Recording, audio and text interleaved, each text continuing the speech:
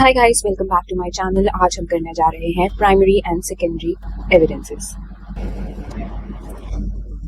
तो प्राइमरी और secondary evidence समझने से पहले हमें ये समझना होगा कि एविडेंस के दो टाइप होते हैं। पहला होता है ओरल एविडेंस और दूसरा होता है डॉक्यूमेंट्री एविडेंस।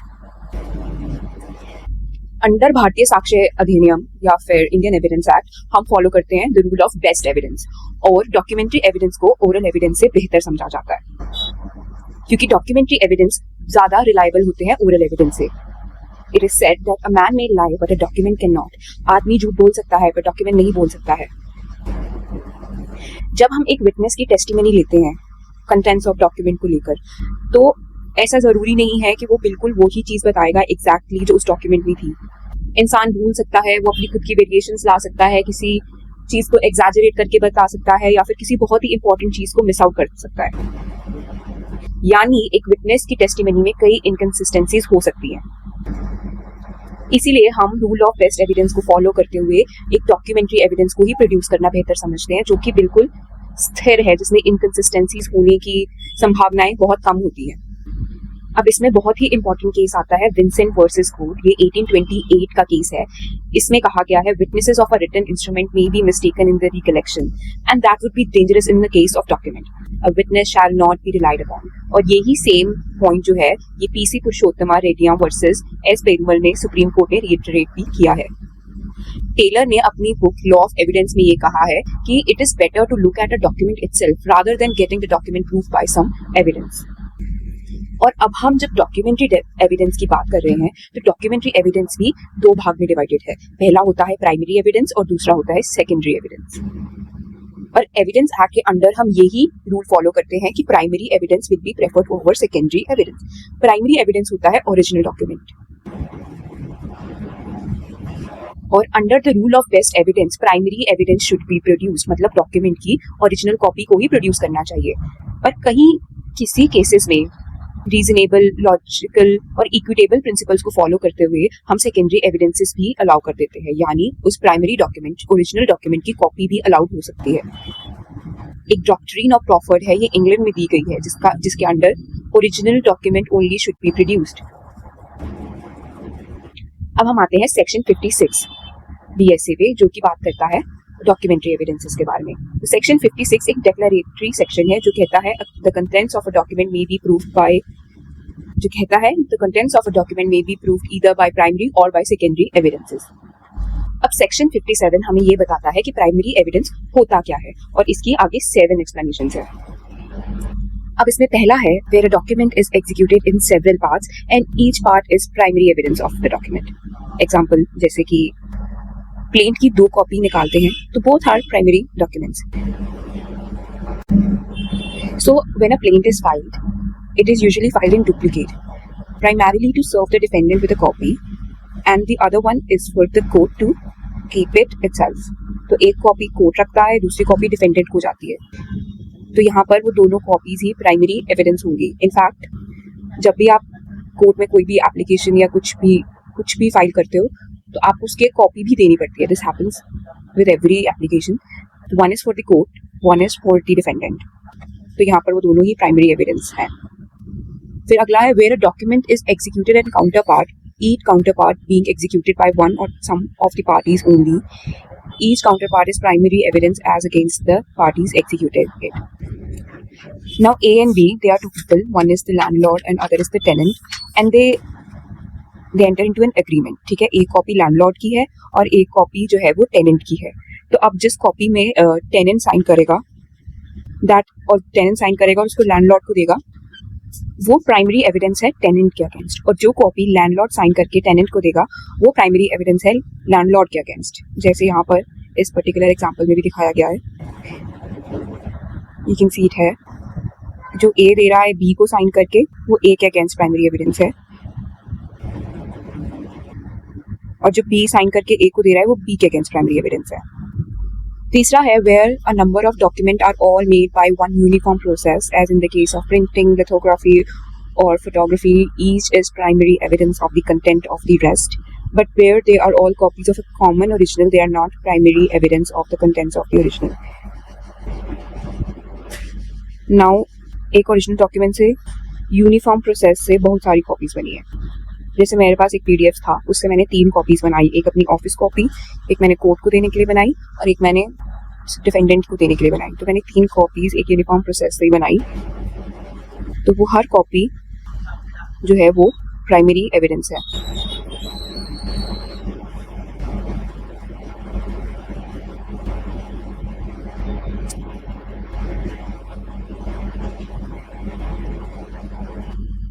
चौथा है वेयर एन इलेक्ट्रॉनिक और डिजिटल रिकॉर्ड इज क्रिएटेड और stored and such storage occur simultaneously और sequentially in multiple files, each such file is primary evidence.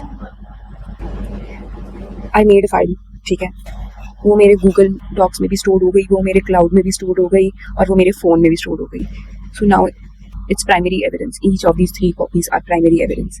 5वां है वेयर एन इलेक्ट्रॉनिक और digital record is produced from proper custody, such electronic and digital record is primary evidence unless it is disputed. मैंने hard drive से एक file निकाली जो proper custody में थी, तो वो प्राइमरी एविडेंस है अनलेस इट इज डिस्प्यूटेड। फिर 6th, where a video recording is simultaneously stored in electronic form and transmitted or broadcasted or transformed to another, each of the stored recording is primary evidence। अब इसका example है, live event की recording, एक साथ recording भी हुई है और ब्रॉडकास्ट भी हुई है, दोनों जो है वो प्राइमरी एविडेंस है। मैं लाइव गई हूँ इंस्टाग्राम पे, मैं उसको अपने लोकल डिवाइस पे भी स्टोर कर रही हूँ और वो साथ साथ ब्रॉडकास्ट भी हो रहा है, तो वो रिसीवर एंड पे भी उनको भी मिल रहा है, एंड इफ दे रिकॉर्डेड, वो था प्राइमरी एविडेंस। फिर 7th, where an electronic or digital record is stored in multiple storage space in a computer resource, each such automated storage including temporary files is primary evidence। एक document multiple storage spaces में save है, सब primary है। Actually तो ये 4th में जो मैंने एग्जांपल दिया था वो यहाँ पर लगेगा, और 4th में है कि आपने ईमेल भेजी है तो वो पीडीएफ में है, वो टेक्स्ट फॉर्म में है, वो एचटीएमएल फॉर्म में है, वो मैसेज फॉर्म में है, तो वो प्राइमरी एविडेंस होगी हर फॉर्म। फिर उसके बाद सेक्शन 58 बात करता है सेकेंडरी एविडेंस की। सेकेंडरी एविडेंस में आता है certified copies given under the provisions here and after contained.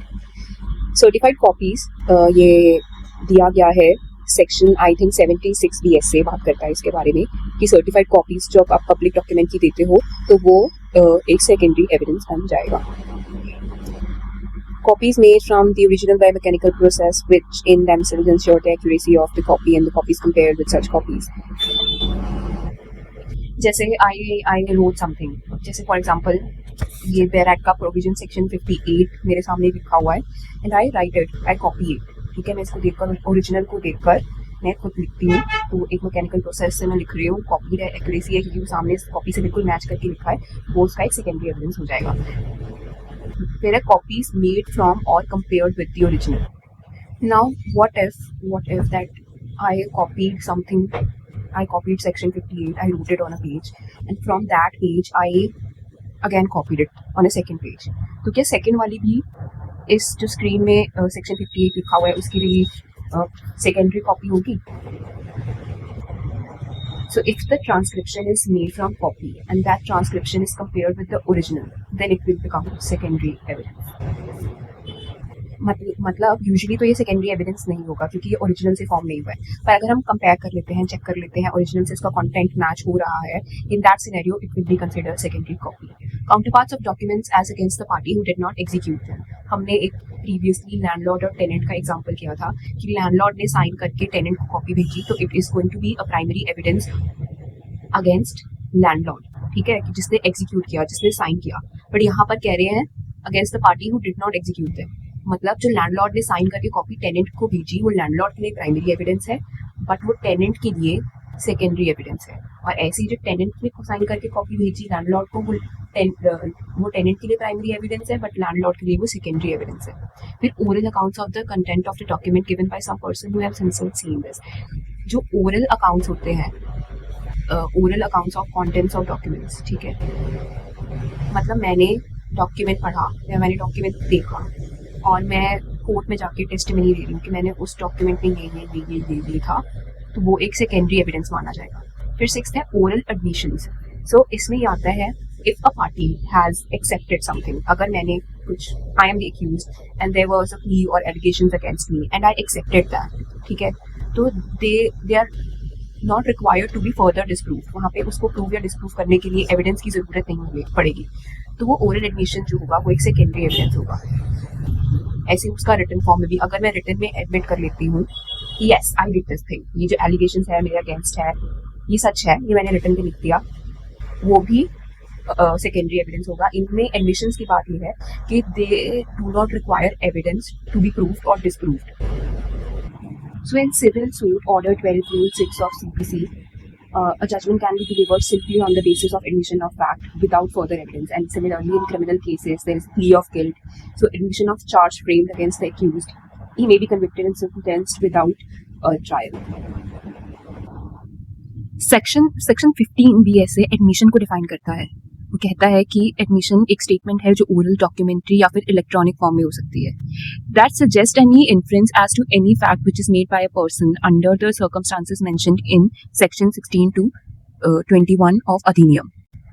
यानी कोई भी स्टेटमेंट या तो वो ओरल फॉर्म में है, या वो डॉक्यूमेंट्री फॉर्म में है, या वो इलेक्ट्रॉनिक फॉर्म में है। मतलब ये पहले हमें 3 फॉर्म्स दी गई है जिसमें वो स्टेटमेंट हो सकती है जो कि कोई इन्फ्रेंस देता है, या तो वो फैक्टिंग इशू से रिलेटेड हो या रिलेवेंट फैक्ट से रिलेटेड हो, ठीक है, which is made by a person, ठीक है, पर्सन जो एक पर्सन करता है, और उसके जो सर्कमस्टांसेस जो सेक्शन 16 to 21 में है उसमें जो सर्कमस्टांसेस गिवन है उसके अंडर करता है।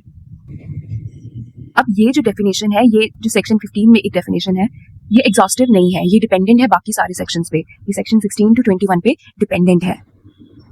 एक जजमेंट है रूजवेल्ट वर्सेस स्मिथ, इसमें कहा गया है कि एडमिशन एक वॉलंटरी एक्नॉलेजमेंट है, कन्फेशन है या concession of existence of a fact और that the truth of an allegation made by a party to the suit. अब यहाँ पर हम एडमिशन की बात कर रहे हैं कि एडमिशन वॉलंटरी एक्नॉलेजमेंट है। वॉलंटरी मतलब अपनी खुद की मर्जी से दिया हुआ है, या फिर कोई कन्फेशन है about existence of a fact, ठीक है, और the truth of an allegation made by a party to the suit.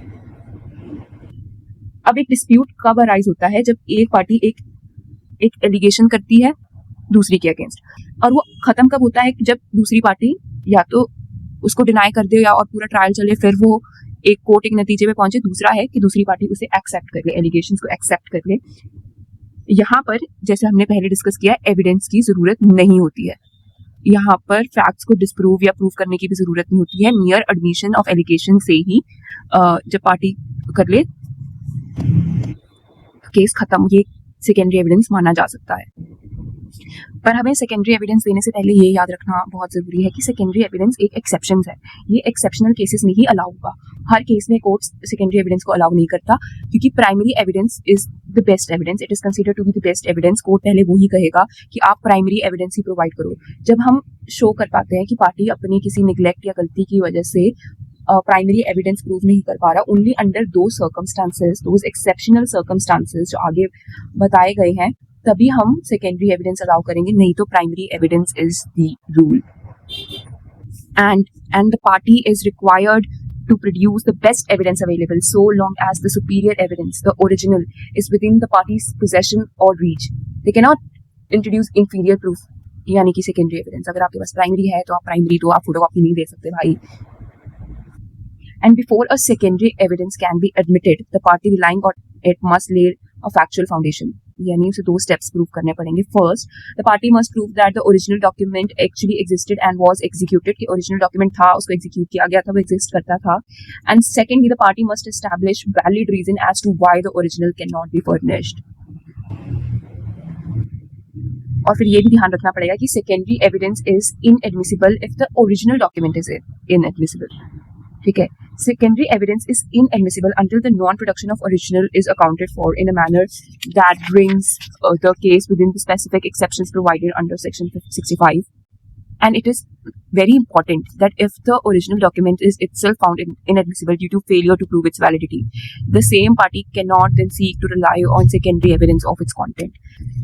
हमने एक gift deed है, ठीक है, it was not attested properly, court कह रहा है कि this is not admissible या जो भी है, तो आप उसका सेकेंडरी एविडेंस नहीं प्रोवाइड कर सकते। और यहाँ पे भी हम यही कह रहे हैं जो पहला था कि oral admission as to contents of document, कि content of a document are not relevant unless and until the party proposing to prove them shows that he is entitled to give secondary evidence of the content of such document. पहले उसे prove करना पड़ेगा ही is entitled, ऐसे ही नहीं आप हो जाते।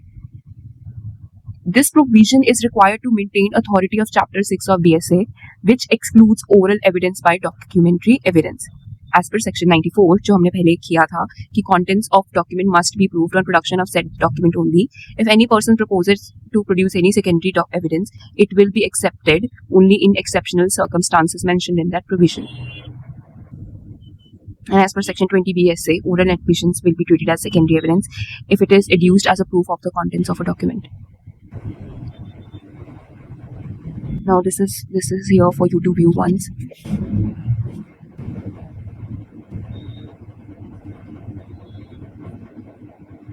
Now we come to the last one, that is evidence of a person who has examined a document, the original of which consists of numerous accounts or other documents which cannot be conveniently be examined in the court, and who is skilled in the examination of such documents.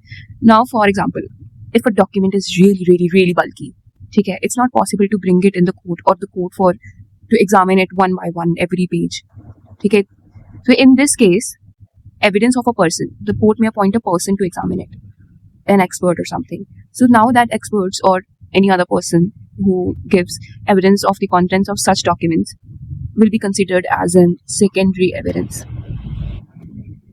Now here, Section 59 lays down the rule that documents should be proved by primary evidence except in the cases hereinafter mentioned. This just says what we have already discussed, that the document should be proved by primary evidence as it is the best form of evidence, and Evidence Act always says that the best form of evidence should be proved first, and that except in the cases hereinafter mentioned. Now this line particularly states that secondary evidences are an exception.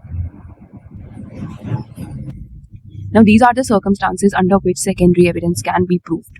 It can be provided. Now these are very simple. The first one is very clear, that when the original is shown or appears to be in the possession or power of the person against whom the document is sought to be proved. For example, I am the plaintiff. I am like in the Karishma Kapoor case. So it is regarding, they are challenging the will. ठीक है. Now here Karishma Kapoor has the power.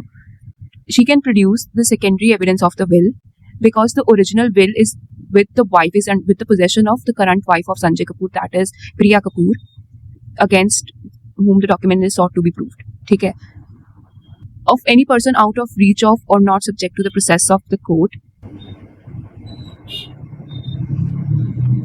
If it's with a person who is out of the reach of the court, he doesn't come under the jurisdiction of this court, or he's living somewhere far away, not in this country, whatever. If the person is not living here, if the person is in USA and has the document there, so in this case, court can allow secondary evidence, or the person who is not legally bound to produce it. And when after the notice mentioned in Section 64, such person does not produce it. So this was very simple. Let's check Section 64 as well once. So Section 54 is rule as to notice to produce. Secondary evidence of the contents of document referred in Clause A of Section 60 shall not be given unless the party proposing to give such secondary evidence has previously given to the party in whose possession or power the document is, or to his advocate or representative, such notice to produce it as is prescribed by law. If Karishma Kapoor wants Priya Kapoor to show the will, she has to send her a notice. Okay. Without sending her a notice, she cannot just produce the secondary evidence of it. First, she has to prove that the notice was sent, and after sending such notice to her, she still hasn't produced that document. So now the proviso says that such notice shall not be required in order to render secondary evidence admissible in any of the following case, or in any other case which court thinks fit to dispense with. When the document to be proved is itself a notice, and from the nature of the case, the adverse party must know that he will be required to produce it, and it appears or is proved that the adverse party has obtained possession of the original by fraud or force, when the adverse party or his agent has original in court, when the adverse party or his agent has admitted the loss of document, and when the person in possession of the document is out of the reach or not subject to the process of the court.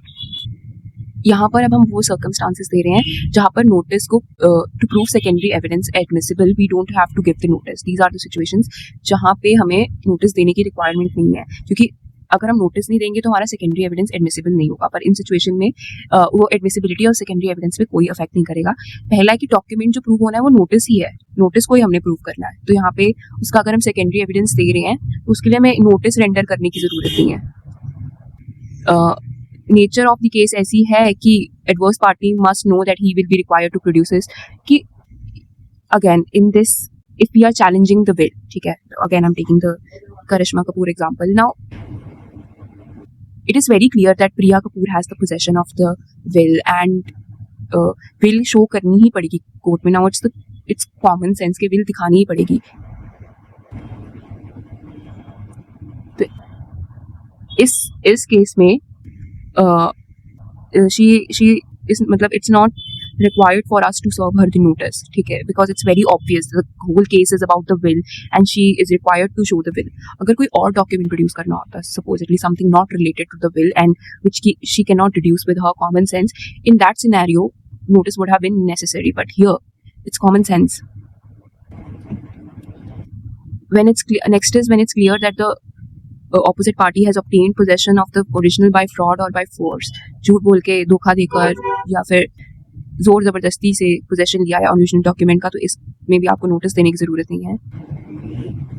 या फिर already वो court में है, या फिर उन्होंने admit कर लिया है कि it has lost, already admitted, या फिर if the person in possession is out of the reach of the court. यहाँ इन सिनेरियोज में नोटिस की रिक्वायरमेंट नहीं है. Otherwise if you don't serve a notice to the person to proposing to that produce the document, then your secondary evidence will not be admissible.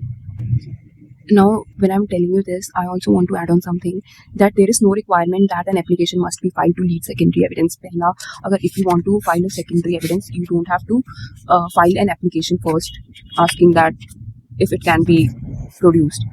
This has been held by Supreme Court in Tharamil Pithambaran and another versus Usha Krishnan and another, and it has also been reiterated again by the Supreme Court that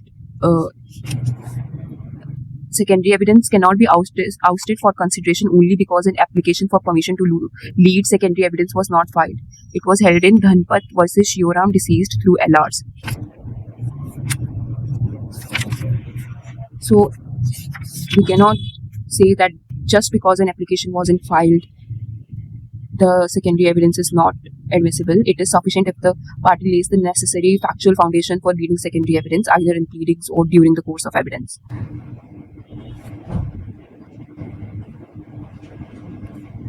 The second, the B clause says कि जब existence या conditions या फिर contents of original have been proved to be admitted in writing by the person against whom it was made or by his representative, जिसके खिलाफ है उसने admit कर दिया, तो यहाँ पर secondary evidence allow है.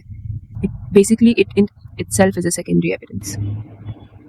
Original destroyed, lost, ठीक है, without the default or neglect of the party who was required to produce it, is not in the form that can be easily movable. Now documentary evidence we are talking about.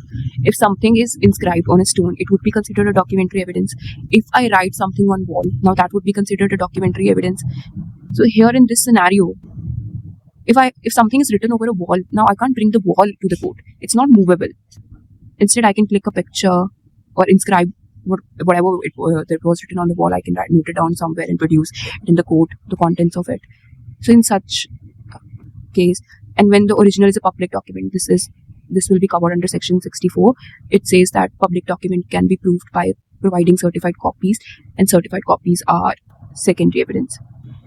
Again, F is also about certified copies. When the original consists of numerous accounts or other documents which cannot be conveniently examined in the court, and the fact to be proved is general result of the whole collection. तो यहाँ पे again, this was previously discussed that in जब document बहुत bulky है, but it's going to be very time consuming for the court to examine it. तो यहाँ पर court जो है, it can ask any person, ठीक है, to examine it, और उस person ने जो इसे examine किया है, उसकी जो भी testimony होगी, जो भी result होगा, it will be considered secondary evidence. For A, C, D, secondary evidence is admissible. For B, that was admissions. Written admission is admissible. For E and F, certified copy of document, but no other kind of secondary evidence is admissible. Certified copies only. Certified copies हम ले सकते हैं government office. If it's like the registry, तो हम registrar से ले सकते हैं. It's just an example. और उसके लिए कोई और तरह का evidence admissible नहीं होगा. G, evidence may be given to the general result of the document by any person who has examined them and who is skilled in examination of such document.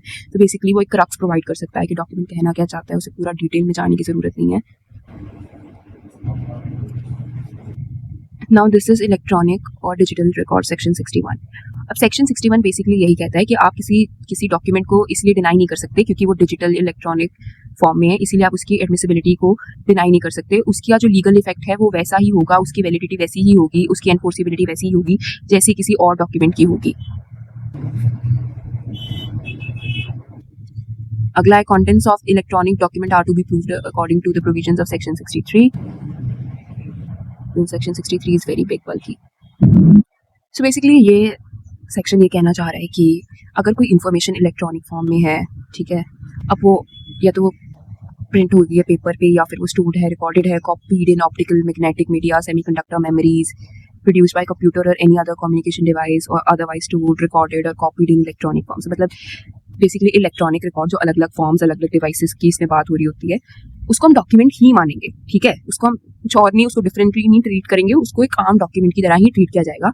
If the condition mentioned in this section are satisfied in relation to the information and computer in the question and shall be admissible in any proceedings without further proof और production of the original as evidence or any contents of the original or of any facts stated therein of which direct evidence would be admissible. Example, if we have to show something happened, that a contract happened on WhatsApp, ठीक है, we will take the printout of that WhatsApp message और वो हम court पे produce करेंगे, but we cannot take, मतलब हम ऐसे फ़ोन नहीं लेकर जाएंगे या कुछ और नहीं लेकर जाएंगे, हम सिर्फ WhatsApp मैसेज ही दिखा सकते हैं ना.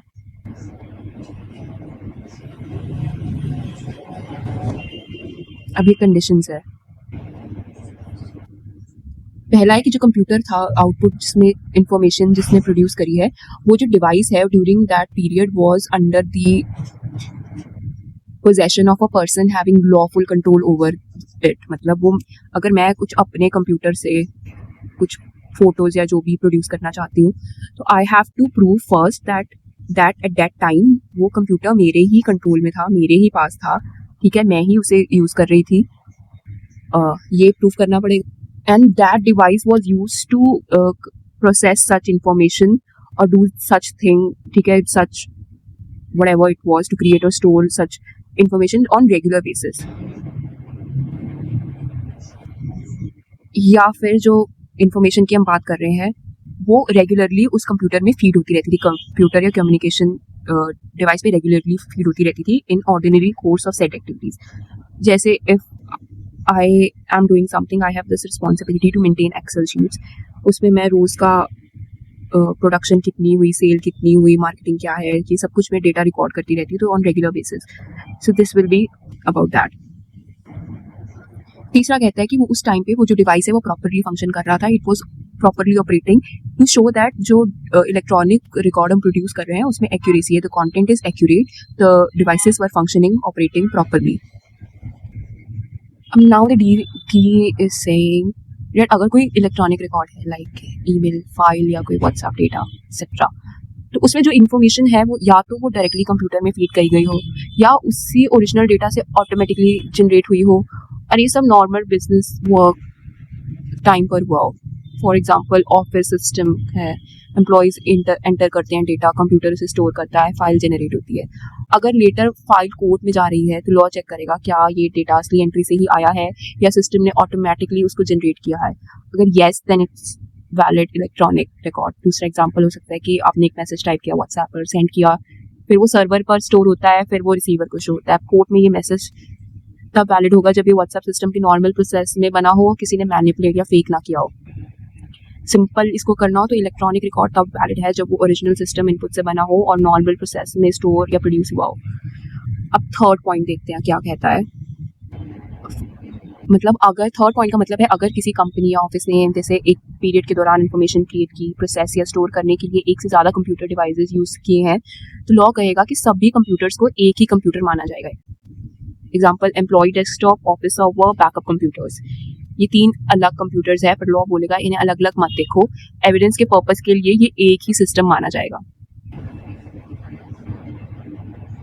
स्टैंड अलोन मोड हो गया कि एक सिंगल लैपटॉप पर डेटा स्टोर हुआ है तो वो डॉक्यूमेंट वैलिड है. कंप्यूटर सिस्टम, कई कंप्यूटर्स एक सिस्टम में कनेक्टेड है, PC1, PC2 सर्वर, ये पूरा सिस्टम एक कंप्यूटर माना जाएगा। कंप्यूटर नेटवर्क, कॉलेज में 100 कंप्यूटर लैन से कनेक्टेड है, PC सर्वर सब मिलकर एक कंप्यूटर नेटवर्क है। एविडेंस के लिए सब एक ही ट्रीट होंगे। कंप्यूटर रिसोर्स जैसे क्लाउड स्टोरेज, लैपटॉप है उसमें गूगल ड्राइव या ड्रॉपबॉक्स या कंपनी क्लाउड, यहाँ डेटा क्लाउड में है, लोग बोलेगा क्लाउड भी कंप्यूटर रिसोर्स है। अब ये है थ्रू इंटरमीडिएरी मतलब बीच वाला सर्विस प्रोवाइडर, जैसे हमने व्हाट्सएप किया, फिर वो फ्रेंड के पास गया, या फिर जीमेल गया किया, वो रिसीवर के पास गया, तो व्हाट्सएप या जीमेल इंटरमीडिएरी है, इनके थ्रू भेजा हुआ इलेक्ट्रॉनिक रिकॉर्ड भी वैलिड हो सकता है। ये इतना ही था। अब फोर्थ कहता है इलेक्ट्रॉनिक रिकॉर्ड प्रोड्यूस करते टाइम सिर्फ स्क्रीनशॉट या PDF देना इनफ नहीं है, उसके साथ आपको एक सर्टिफिकेट भी देना पड़ेगा। सर्टिफिकेट में 3 इंपॉर्टेंट बातें होनी चाहिए, जैसे रिकॉर्ड को आइडेंटिफाई करो। First is identifying the electronic record, मतलब सर्टिफिकेट में आप लिखो कि ये कौन सा इलेक्ट्रॉनिक रिकॉर्ड है, जैसे WhatsApp chat off A and B dated 12 जून 2025, और ये भी बताओ ये रिकॉर्ड कैसे निकाला गया। एग्जाम्पल, फोन से PDF बनाया गया, ठीक है, या फिर फोन से पिक्चर स्क्रीनशॉट लिया है तो सिर्फ पिक्चर फॉर्मेट में ही निकाला गया। फिर दूसरा है डिवाइस डिटेल्स, बताना पड़ेगा कि किस डिवाइस से निकाला, जैसे सैमसंग S24 या फिर विंडोज लैपटॉप, HP कंप्यूटर या फिर सर्वर का नेम। इसमें आपको फोन का मॉडल नंबर, उसका कलर, उसकी photo, basically each and every detail, कब परचेज किया, सब लिखना होता है। कंडीशन सेटिस्फाइड हैं कि सर्टिफिकेट में लिखा जाएगा कंप्यूटर रेगुलरली यूज होता है, डेटा नॉर्मली फीड होता है, कंप्यूटर प्रॉपर्ली काम करता है, record ordinary course of business में बना है। अब ये सर्टिफिकेट साइन कौन करेगा? जो पर्सन सिस्टम का एग्जाम है, एग्जाम्पल IT मैनेजर या सिस्टम एडमिनिस्ट्रेटर या कोई एक्सपर्ट। अब हम आते हैं क्लॉज 5 में। क्लॉज 5 कहता है for the purposes of this section information shall be taken to be supplied to a computer और communication device if it is supplied thereto in any appropriate form and whether it is so supplied directly or without human intervention by means of any appropriate equipment. So basically information तब computer को supplied मानी जाएगी जब वो किसी भी proper form में computer communication device तक पहुंची गई है, चाहे डायरेक्टली हो, चाहे इनडायरेक्टली हो, चाहे ह्यूमन इंटरवेंशन के साथ हो या फिर ऑटोमेटिक सिस्टम से हो। मतलब मेथड मैटर नहीं करता, सिर्फ ये मैटर करता है कि डेटा कंप्यूटर तक पहुंच गया हो। लॉ ये कह रहा है कि अगर कोई इन्फॉर्मेशन कंप्यूटर या डिवाइस में डाली गई है तो वो वैलिड माना जाएगा, चाहे इंसान ने मैनुअली डाली हो या सिस्टम ने ऑटोमेटिकली डाली हो या किसी मशीन या सॉफ्टवेयर के थ्रू आई हो या फिर डायरेक्ट या इनडायरेक्ट किसी भी तरीके से हो। बस इन्फॉर्मेशन प्रॉपर वे में एंटर होनी चाहिए। एग्जाम्पल हो गया मैनुअल एंट्री का, हो गया कि क्लर्क टाइप करता है डेटा कंप्यूटर में और उसको सेव कर देता है, this is valid supplied to computer. फिर automatic system entry, ATM transaction ले लो, सिस्टम ऑटोमेटिकली रिकॉर्ड करता है एंट्री को, no human typing each record, still it is valid. फिर online forms, you fill a Google form, you submitted, data goes to server, human intervention भी है, you type but processed automatic है, still valid. कोई CCTV camera records video, saves automatically, no human involvement, still valid. तो basically यही ये section B A clause कहता है। अब हम B पे आते हैं। So clause B says a computer output shall be taken to have been produced by a computer or communication device, whether it was produced by directly or without human intervention by means of any appropriate equipment or by other electronic means as referred to in clauses A to E of subsection 3. अब ये क्या कहता है? This basically says computer output, जैसे print out हो गया, PDF हो गया, स्क्रीनशॉट हो गया, इसको तब वैलिड माना जाएगा जब वो कंप्यूटर या कम्युनिकेशन डिवाइस से प्रोड्यूस हुआ हो, चाहे भी किसी भी मेथड से हो, चाहे ह्यूमन इंटरवेंशन है या नहीं है या इलेक्ट्रॉनिक मीन से हो, ऊपर जैसे क्लॉज A to E में दिया है। तो बेसिकली यहाँ पे लॉ ये बोल रहा है कि अगर कोई भी computer output print, file, email, screenshot, report बना है तो वो तब वैलिड एविडेंस होगा जब डायरेक्टली कंप्यूटर ने बनाया हो या इंसान ने हेल्प करके बनाया हो या फुल्ली ऑटोमेटिक सिस्टम ने बनाया हो या किसी भी इलेक्ट्रॉनिक सिस्टम जैसे नेटवर्क, क्लाउड, इंटरमीडिएरी से के थ्रू बना हो। मेथड कोई भी हो, फर्क नहीं पड़ता। You print bank statement from laptop, valid computer output. ATM received automatically prints, human ने प्रिंट नहीं की, still valid. WhatsApp chat screenshot taken, human ने कैप्चर किया, still valid output. Cloud system generated report, Google drive ने auto generate activity report, no manual involvement, still valid. या फिर अब अगला bank server stores transaction log, ठीक है, ये भी सब क्लॉज A to E के अंडर आता है, स्टिल वैलिड आउटपुट। मतलब बेसिकली यही है, अगर कंप्यूटर से कोई भी आउटपुट निकलता है डायरेक्ट या इनडायरेक्ट, मैनुअल या ऑटोमेटिकली, तो लॉ उसको वैलिड एविडेंस मान लेगा। और यहीं पे हमारा ये सेक्शन भी खत्म होता है। सेक्शन 64 हम ऑलरेडी कर चुके हैं, ये नोटिस का था। सेक्शन 65 हम करेंगे अगले पार्ट में। Thank you. अगर आपको वीडियो पसंद आई हो तो like, subscribe and please share. Thank you very much.